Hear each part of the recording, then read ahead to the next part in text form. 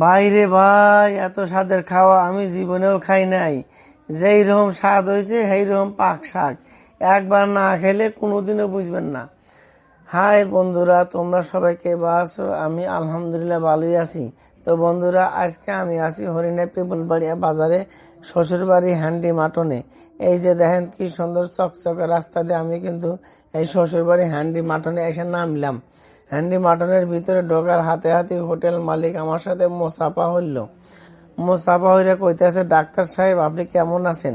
বললাম যে হুজুর আমি ভালো আছি, আপনি কেমন আছেন? তো তারপরে আমি বসে করলাম যে হুজুর আমাকে খাইবার দেন। তো বললো, ডাক্তার সাহেব কি খাইবেন? আমি বললাম যে ভাই আপনার যা যা আছে সব কিছুই দেন, আজকে আপনার এই শ্বশুর বাড়ির সব কিছুই আমি খাওয়া যাম। আমি খাওয়ার অর্ডার দিয়ে বসে থেকে দেখলাম এখানে বিভিন্ন চাট চুট দেওয়া আছে।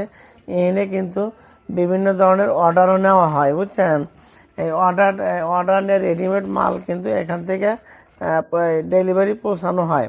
তো যাই হোক, আমার টেবিলের সামনে বহুত খাবার দাবার দিয়ে দিছে, সব ধরনের আইটেমই কিন্তু আমার সামনে দিছে। তাই আমি এখন খাওয়া শুরু করবো। আমি পয়লাই নিলাম আলু ভর্তা। এই আলু ভর্তাটা খাঁটি সরিষার তেল দিয়ে ভর্তা হচ্ছে। ভর্তা হাতে নেই তো ভর্তার এরকম সরিষার তেলের সেন্ট আমার না হয়ে গেলি তখনই আমার খাওয়ার জন্য জিভা ইস্পিস শুরু হয়ে দেয়। দেখলাম খুব স্বাদ হয়েছে ভর্তা। তা বাদে আমি নিলাম হলো কলমির শাক। এটা কিন্তু কলমির শাক, এই শাকটা কিন্তু অনেক সুস্বাদু একটা শাক। ভাজিটাও সুন্দর হয়েছে। তা বাদে আমি নিলাম লাল শাক ভাজা।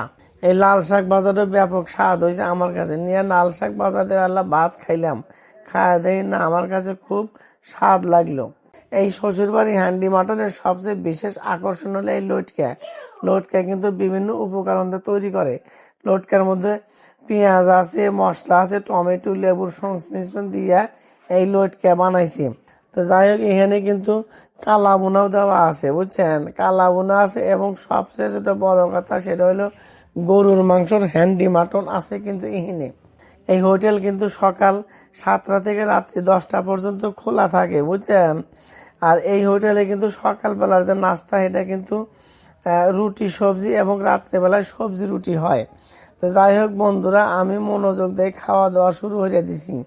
জীবনে মেলা কালা বোনাই আমি খাসি, এরকম স্বাদের কালা বোনা আমি কোনোদিন খাইনি। কে আমার 5 পরান একবারে ঠান্ডা হয়ে গেছে এই কালা বোনা খায়। মরার জিভা খালি ইস্পিস করা শুরু হচ্ছিল, মুখের মধ্যে দেওয়ার হাতে জিভা ঠান্ডা হয়ে গেল যে না, এত স্বাদের জিনিস আমি কোনোদিন খাইনি। কে এইবার নিতে চলে হ্যান্ডি মাটন। এই হ্যান্ডি মাটন কিন্তু খুব যত্ন সহকারে বানান লাগে, বুঝছেন? এইটা তৈরি করতে কিন্তু মেলার সময় লাগে। মশলাগুলো নিজের হাতে মাহান লাগে, ভালোভাবে মাহা নিতে হয়।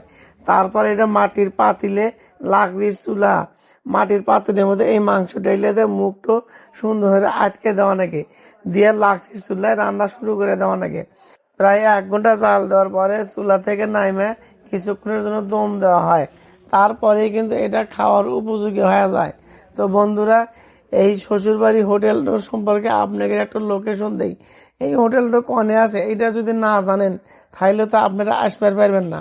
বন্ধুরা, এই হোটেলটা হলো হরিণা পিপুল বাড়ি বাজারে বিউটি সিনেমা হলের ঠিক দক্ষিণে, 200 গজ দক্ষিণে। এবং তেলের পাম্প, যদি আপনি সিরাজগঞ্জ থেকে আসেন তাহলে কিন্তু তেলের পাম্প থেকে ঠিক দক্ষিণে পড়ে।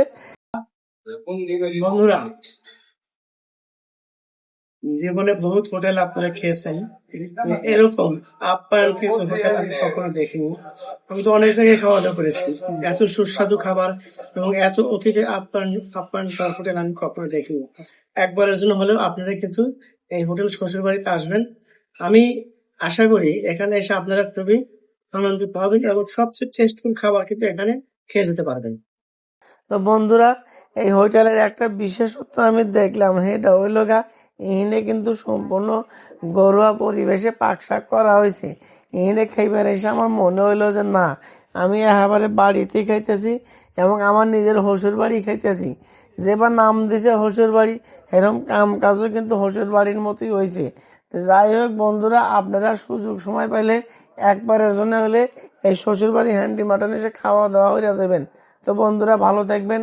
আসসালামু আলাইকুম।